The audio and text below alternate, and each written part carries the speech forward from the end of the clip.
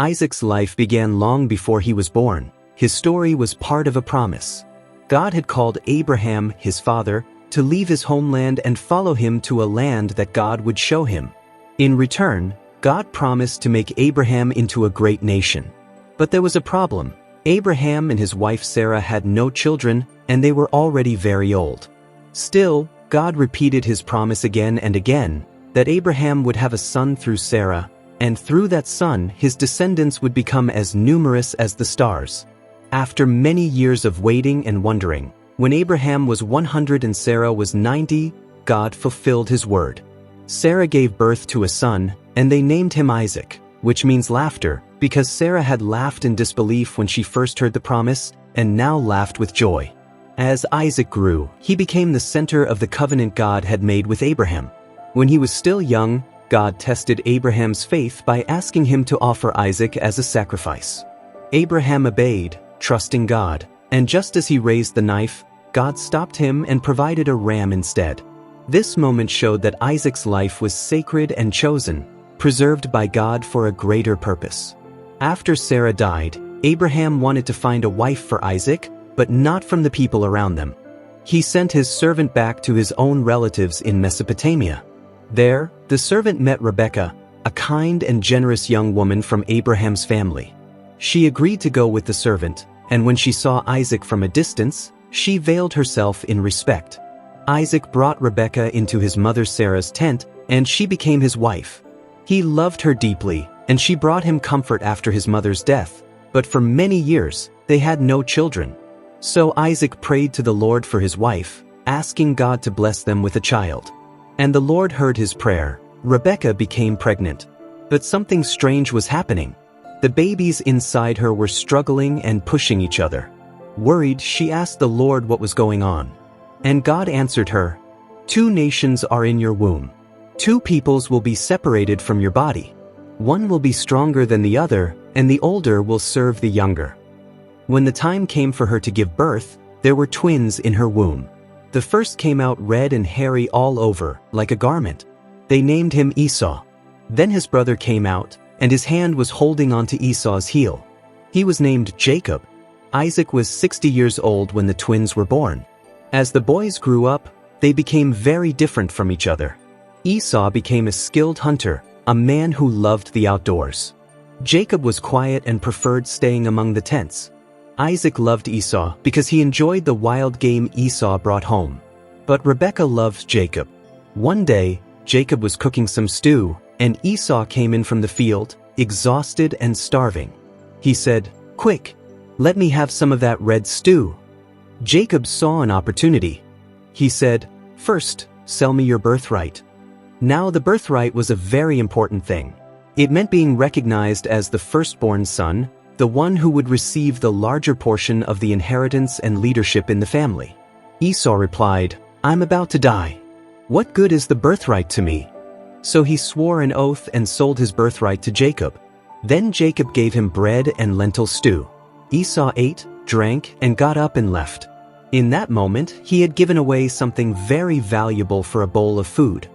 A famine came over the land, just like the one that had happened in Abraham's time. Isaac wanted to go down to Egypt to escape the famine, but the Lord appeared to him and said, "Do not go down to Egypt. Stay in the land I tell you. Live here as a foreigner, and I will be with you and bless you. I will give all these lands to you and your descendants. I will make your family as many as the stars in the sky and give them all these lands, and through your family all nations on earth will be blessed, because Abraham obeyed me." So Isaac stayed in a place called Gerar, in the region of the Philistines. But as they lived there, he was afraid that the men of the land would want to take Rebekah because she was beautiful. So he told the people of Gerar, "She is my sister," just as Abraham had once done. After some time, the king of Gerar, Abimelech, looked out a window and saw Isaac showing affection to Rebekah. The truth was clear. Abimelech called Isaac and said, "She is clearly your wife. Why did you say she was your sister?" Isaac said, "I thought I might be killed because of her." Abimelech warned his people not to harm Isaac or Rebekah. And despite Isaac's fear, God blessed him greatly in that land. Isaac planted crops and in that same year reaped 100 times more than he planted. He became wealthy, so wealthy that he had flocks, herds, and many servants. But the Philistines became jealous. They began to stop up and fill with dirt the wells that had been dug in Abraham's time. Eventually, Abimelech said to Isaac, "Move away from us. You have become too powerful for us." So Isaac moved. He reopened the wells that had belonged to his father and gave them the same names Abraham had used. But every time Isaac's servants dug a well and found water, the local herdsmen argued over it. Isaac named those wells Ezek, which means dispute, and Sitnah, which means opposition. Finally, they dug another well, and no one argued over it. Isaac named it Rehoboth, meaning, "Now the Lord has given us room, and we will flourish in the land." From there, Isaac went to Beersheba. That night, the Lord appeared to him again and said, "I am the God of your father Abraham. Do not be afraid, for I am with you. I will bless you and multiply your descendants for my servant Abraham's sake." So Isaac built an altar there, worshipped the Lord, and pitched his tent. While Isaac was living in Beersheba, King Abimelech came to visit him from Gerar, along with his advisor Ahuzzath and the commander of his army, Phicol. Isaac was surprised. He asked them, "Why have you come to me, since you sent me away?" They answered, "We clearly saw that the Lord is with you. So we want to make a peace treaty with you. Promise you will do us no harm, just as we have not harmed you, but treated you well and sent you away in peace. Now we want to be at peace with you, because you are blessed by God." Isaac agreed. He prepared a feast, and they ate and drank together. Early the next morning, they made an oath with one another. Then Abimelech and his men returned home. Later that same day, Isaac's servants came to him with good news, "We found water."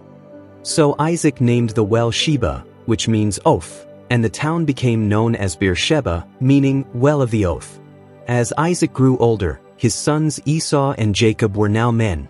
When Esau was 40 years old, he married 2 Hittite women, Judith and Basemath.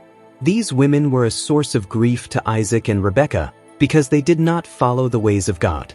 Now Isaac was old, and his eyesight had become very weak. He called his older son Esau and said to him, "My son." Esau answered, "Here I am." Isaac said, "I am now an old man and don't know the day of my death. Take your bow and arrows and go hunt wild game for me. Prepare the kind of tasty food I like and bring it to me, so that I may eat and give you my blessing before I die." But Rebekah was listening. She remembered what God had told her before the twins were born, that the older would serve the younger.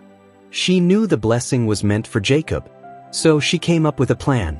She called Jacob and said, "I overheard your father speaking to Esau. Now do what I tell you. Go to the flock and bring me 2 choice young goats. I'll prepare the food your father loves. Then you will take it to him, and he will bless you instead of Esau." Jacob was unsure. "But my brother Esau is hairy, and I have smooth skin. What if my father touches me? He'll know I'm tricking him and curse me instead of blessing me." Rebekah replied, "Let the curse fall on me, my son. Just do as I say." So Jacob did as she instructed. Rebekah cooked the meal, dressed Jacob in Esau's best clothes, and covered his hands and neck with goatskin to mimic Esau's hairiness. Then Jacob took the food to his father. Isaac said, "Who is it?" Jacob replied, "I am Esau, your firstborn. I have done as you asked. Sit up and eat, so that you may bless me." Isaac was suspicious. "How did you find the food so quickly?" Jacob answered, "The Lord your God gave me success." Isaac said, "Come near so I can touch you and know whether you really are my son Esau." Jacob stepped close. Isaac felt the goatskin on his hands and said, "The voice is Jacob's, but the hands are Esau's." Still uncertain, he asked again, "Are you really my son Esau?" Jacob said, "I am." So Isaac ate the food, drank the wine, and then called his son close again and kissed him. Smelling the scent of Esau's clothes, Isaac was finally convinced. Then he gave Jacob the blessing meant for the firstborn. "May God give you the dew of heaven, the richness of the earth, and plenty of grain and new wine. May nations serve you, and peoples bow down to you. Be lord over your brothers, And may the sons of your mother bow down to you. May those who curse you be cursed, and those who bless you be blessed." No sooner had Jacob left his father than Esau came in from hunting. He also prepared food and brought it to Isaac, saying, "Sit up, father, and eat, so you can give me your blessing." Isaac trembled violently and said, "Who was it, then, that brought me food and I blessed him? And indeed he will be blessed." When Esau heard this, he cried out loudly and bitterly, "Bless me, me too, father." Isaac said, "Your brother came deceitfully and took your blessing." Esau said, "Isn't he rightly named Jacob? He has deceived me twice. First he took my birthright, and now he has taken my blessing." Then he asked again, "Do you have only one blessing, my father? Bless me too." So Isaac gave him a different blessing. "Your dwelling will be away from the earth's richness, away from the dew of heaven above. You will live by the sword, and serve your brother. But when you grow restless, you will throw his yoke from your neck." Esau was filled with anger. He said to himself, "The days of mourning for my father are near, then I will kill my brother Jacob." When Rebekah heard what Esau was planning, she quickly called Jacob and said, "Flee to my brother Laban in Haran. Stay with him for a while until your brother's anger subsides. When your brother's anger is gone, I will send for you to come back. Why should I lose both of you in one day?" Rebekah then went to Isaac and told him, "I'm disgusted by the Hittite women Esau has married. If Jacob marries one of them, I will be miserable." Isaac called Jacob and blessed him again, saying, "Do not marry a Canaanite woman. Go at once to Paddan Aram, to the house of your mother's father Bethuel. Take a wife for yourself there from among the daughters of Laban, your mother's brother. May God Almighty bless you and make you fruitful and increase your numbers until you become a community of peoples. May he give you and your descendants the blessing given to Abraham, so that you may take possession of the land where you now reside as a foreigner, the land God gave to Abraham." So Isaac sent Jacob on his way. Jacob traveled to Paddan Aram, to the town of Haran, to stay with his uncle Laban. After Jacob left, Isaac continued to live in the land of Canaan. He lived in peace for many years, and eventually he became old and blind. When Isaac was 180 years old, he died. His sons Esau and Jacob came together to bury him in the cave of Machpelah, alongside his father Abraham and Sarah. Isaac had lived a full life, and his death marked the passing of a significant patriarch of God's promise to the family.